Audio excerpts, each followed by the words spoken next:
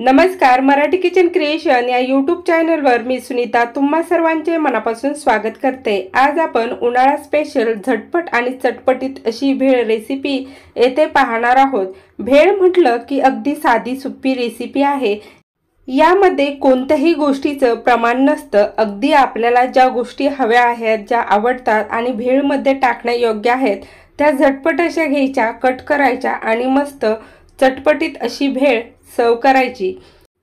भेळ ही एक अशी रेसिपी आहे की घरामध्ये लहानापासून थोरापर्यंत सगळेजण खाऊ शकतात। ही सुट्टी उन्हाळ्याची आहे आणि उन्हाळा स्पेशल काहीतरी चटपटीत खायचं म्हटलं की भेळ अगदी साधा सोपा पर्याय आहे। शिवाय सगळे घरीच आहेत, म्हणून चला तर झटपट अशी भेळ रेसिपी पाहूया। त्यासाठी सर्वप्रथम पावशेर फरसाण येथे आपण अगदी फ्रेश असं विकत आणलेलं आहे। आपल्याला हवं तसं आपण विकत घेऊ शकतो।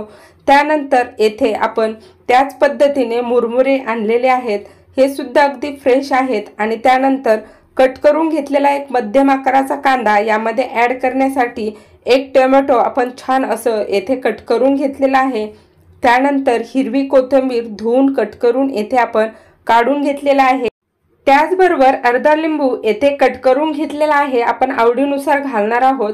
त्यानंतर सर्वात स्पेशल या दिवसामध्ये येणारी अगदी आंबट अशी कच्ची केरी येथे आपण उभी काप करून घेतलेली आहे, नंतर छोटे तुकडे करून भेळमध्ये घालणार आहोत। त्यानंतर सर्वात महत्त्वाचं चिंच पाने आपण भेळसाठी घरच्या घरी तयार केलेलं आहे।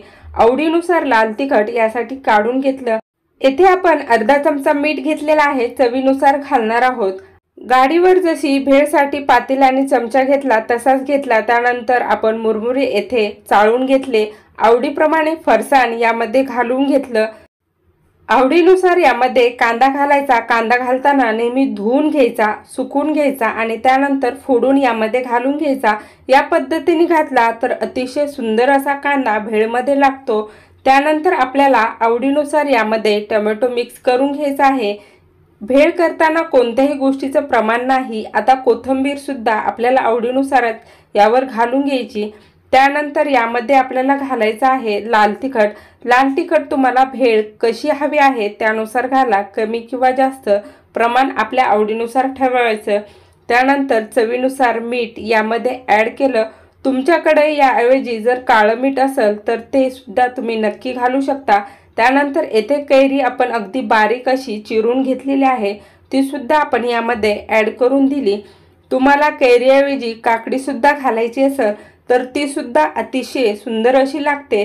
त्यानंतर सर्वात महत्त्वाचं यावर घालायचं आहे आपल्याला चिंच पाणी। त्यानंतर आता यामध्ये आपण ऑलरेडी चिंच पाणी कैरी घालून घेतलेले आहे, परंतु थोडंसं चवीसाठी यावर लिंबू पिळून घेत आहे। तर तुम्हाला हवं असेल तर पिळा, नाही पिळलं तरी चालेल।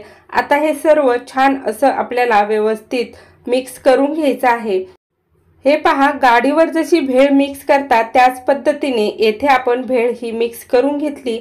घरामध्ये लहानापासून थोरापर्यंत सर्वांची आवडती रेसिपी अगदी झटपट 5 मिनिटात तयार झाली। आता यानंतर आपल्याला जर घरात मोठे माणसं असतील आणि त्यांना जर आंबट पाणी नको असेल तर आपण थोडं भेळ काढून घ्यायची आणि त्यानंतर यावर पुन्हा मुलांसाठी आंबट पाणी घालून घ्यायचं, कारण की मुलांना जास्त आंबट आवडतं, म्हणून यामध्ये थोडंसं आंबट पाणी अजून ॲड केलं।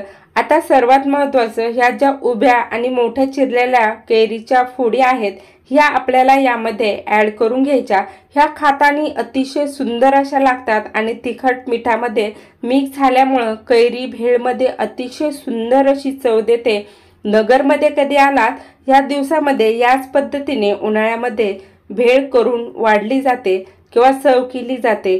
तर या पद्धतीची भेळ नक्की करून पहा, अतिशय सुंदर असा वास हिचा सुटला आहे। तर झटपट सगळ्यांसाठी आपण ही भेळ सर्व करूया। सगळेजण अगदी आनंदाने हिची वाट पाहत आहेत। हे पहा, या पद्धतीने आपण येथे भेळ सर्व केली। त्यानंतर पेपरवर सुद्धा आपण भेळ अगदी छान पद्धतीने सर्व करू शकतो। तर ही रेसिपी नक्की करून पहा।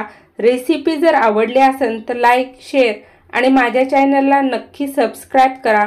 बेल बटन नक्की प्रेस करा। खा प्या आनंदी राहा, एकमेकाची काळजी घ्या। व्हिडिओ पाहिल्याबद्दल तुम्हा सर्वांचे